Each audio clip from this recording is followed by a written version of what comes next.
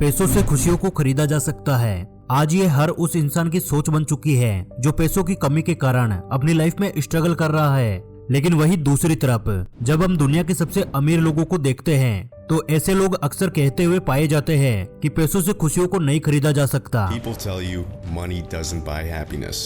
लेकिन फिर यही लोग हैं जो और ज्यादा पैसा कमाने के चक्कर में अपना धर्म, ईमान सब कुछ बेच देते हैं। तो आखिर इस डिबेट के पीछे का असली सच क्या है? क्या पैसों से खुशियों को खरीदा जा सकता है या फिर नहीं? क्योंकि अगर हम ये मानकर चले कि पैसों से खुशियां खरीदी जा सकती है तो आज दुनिया का सबसे अमीर इंसान इलोन मस्क अंदर से दुखी और डिप्रेस्ड नहीं होता और ना ही उसके अंदर और ज्यादा पैसा कमाने की भूख होती। लेकिन वही अगर हम ये मानकर चले कि पैसों से खुशियों को नहीं खरीदा जा सकता तो मेरे भाई मैं बस ये कहूंगा कि गरीबी से तो कुछ भी नहीं खरीदा जा सकता।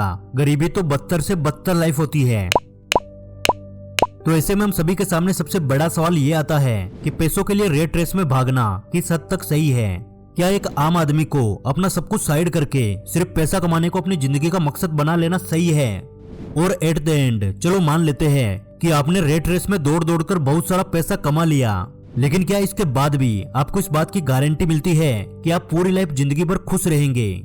दोस्तों आज की हमारी ये वीडियो इसीलिए बहुत ज्यादा खास है क्योंकि आज की इस वीडियो में आपको इन्हीं सवालों के जवाब देने वाला हूं और इन सवालों के जवाब जानना आपके लिए बहुत ज्यादा जरूरी है क्योंकि हर एक इंसान अपनी पूरी जिंदगी पैसों के पीछे भागते हुए निकाल देता है और उसे ये भी नहीं पता होता कि क्या उसका इस रेट रेस में दौड़ना सही है या फिर गलत है।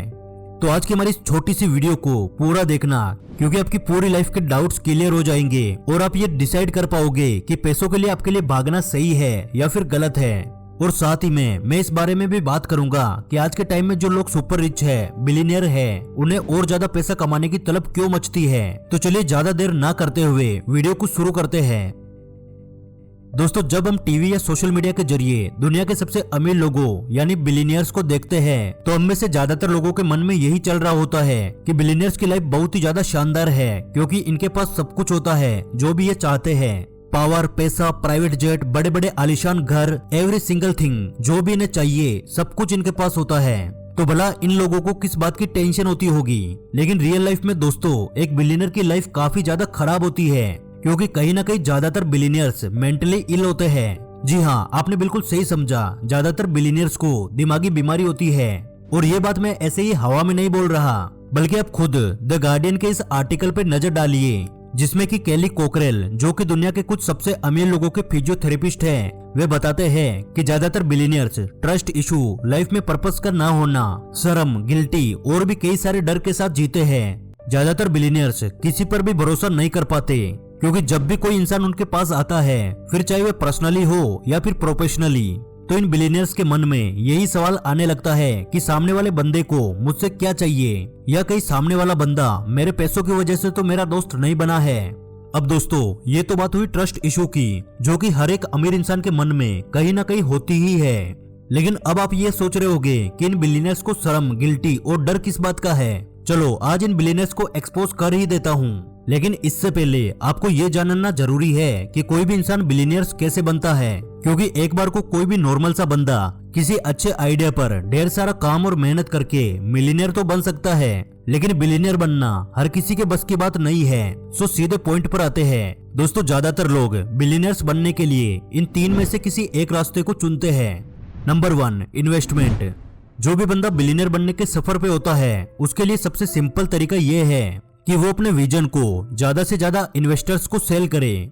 अगर आप किसी अमीर इंसान को जाकर ये बोलेंगे कि फलाना प्रोडक्ट मैंने बनाया है और अब आप इसे खरीद लो, ये बहुत ही ज्यादा काम का है, तो क्या वह अमीर इंसान आपके प्रोडक्ट को खरीदेगा? डेफिनेटली नहीं, क्योंकि उसको आपके प्रोडक्ट की कोई भी जरूरत नहीं है। लेकिन वही दूसरी तरफ जब आप किसी अमीर इंसान के पास जाकर उसे अपनी कंपनी में इन्वेस्ट करने को बोलते हो तो इस बात के काफी ज्यादा चांसेस है कि अगर आपकी कंपनी सच में एक अच्छा प्रोडक्ट बनाती है तो वो अमीर इंसान आपकी कंपनी में इन्वेस्टमेंट कर देगा क्योंकि यहाँ इन्वेस्टर को कंपनी की ग्रोथ के साथ साथ अपना खुद का फायदा भी नजर आ रहा होता है। तो अब आप मान लीजिए कि अगर आपने 10 से 12 बड़े बड़े इन्वेस्टर को पकड़ा और अपनी कंपनी में $1 बिलियन की इन्वेस्टमेंट करवा ली तो कांग्रेचुलेशन दोस्तों, अब आपकी गिनती भी बिलियनर्स की लिस्ट में होने लगेगी, आप भी बिलियनर बन चुके हो। और यही सेम चीज इलोन मस्क के साथ भी हुई है। इन्वेस्टर्स के हैवी इन्वेस्टमेंट की वजह से इलोन मस्क बिलियनर्स तो बन गए हैं, लेकिन अब यही इन्वेस्टर इलोन मस्क के डिप्रेशन का कारण भी बन रहे हैं, क्योंकि कहीं ना कहीं इन्वेस्टर्स इलोन मस्क पे प्रेशर डाल रहे हैं ताकि इलोन मस्क उन्हें कंपनी के जरिए ज्यादा से ज्यादा प्रॉफिट जनरेट करके दे। हालांकि दोस्तों, इलोन मस्क ने ये सारी बातें खुलकर नहीं बोली, लेकिन इलोन ने इशारे में एक बार अपने इंटरव्यू में ये कहा था कि इन्वेस्टर ये चाहते हैं कि वे डिप्रेशन की दवा लेते रहे। एक दुनिया का सबसे अमीर इंसान अपने इंटरव्यू में अगर ऐसा बोलता है कि वे डिप्रेशन की दवा इन्वेस्टर की वजह से लेते हैं, तो आप इस बात को अच्छे से समझ सकते हो। और भाई, जब काम का प्रेशर इतना ज्यादा होगा तो कोई भी बंदा अपनी फैमिली को टाइम नहीं दे पाएगा।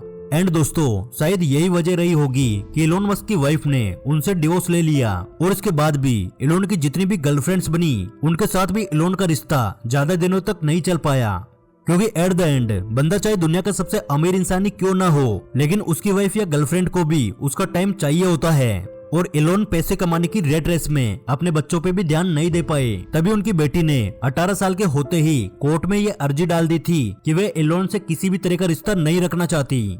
इसलिए ये बात तो बिल्कुल तय है दोस्तों कि पैसों से खुशियां नहीं खरीदी जा सकती।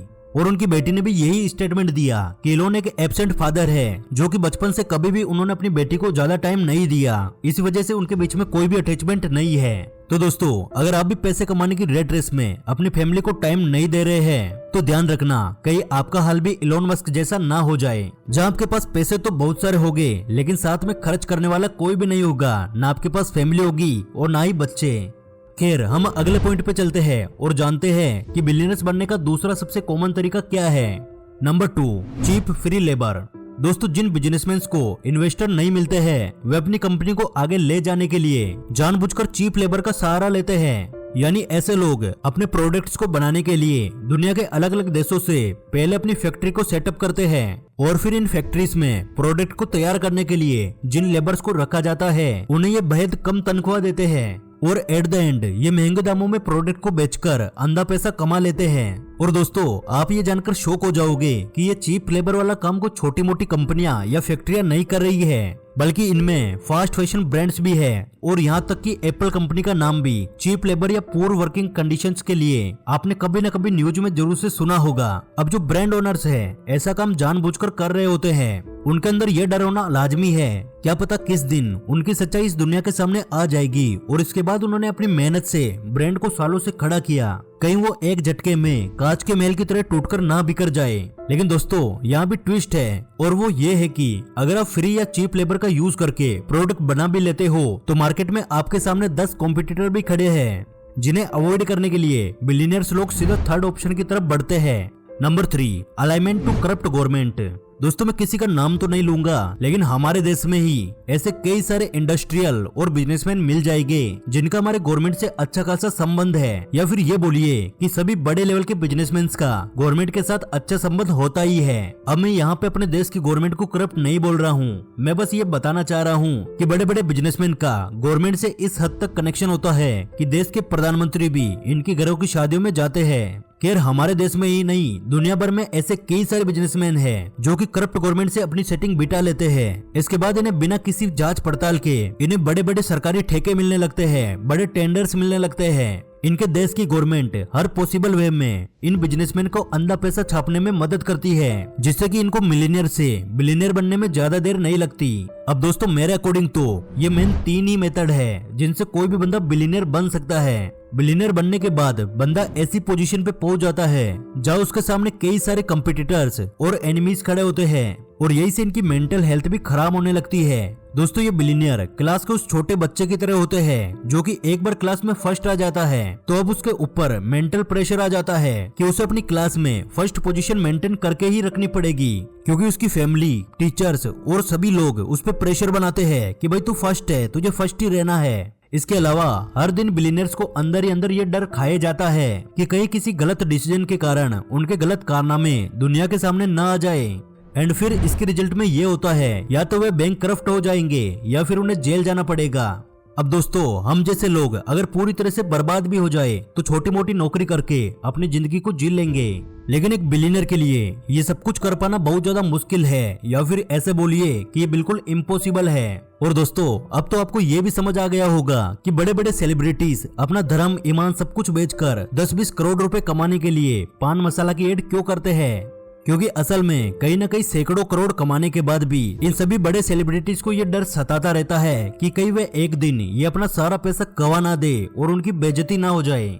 अब दोस्तों, मैंने आपको दुनिया के सबसे अमीर लोगों की मेंटल हेल्थ के बारे में इतनी सारी जानकारी दी है। इसका मतलब ये बिल्कुल भी नहीं है कि आप ये सोचो कि अमीर होकर दिमागी बीमारी पालने से अच्छा है कि मैं गरीब रहूं। दोस्तों, गरीबी किसी भी कंडीशन में अच्छी नहीं है, चाहे आपको किसी का सपोर्ट मिले या फिर ना मिले, लेकिन आपको मेहनत करके किसी न किसी तरह से अपनी गरीबी से बाहर निकलना ही होगा। और आपको इतना पैसा तो कमाना होगा कि आपकी फैमिली के लिए एक ठीक ठाक घर अफोर्ड कर सको। और आपको बिलियनियर नहीं तो आपको मिलियनियर तो बनने की कोशिश करनी चाहिए। आपको इतना पैसा तो कमाना चाहिए कि आप अपनी फैमिली की हर एक ख्वाहिश पूरी कर सको।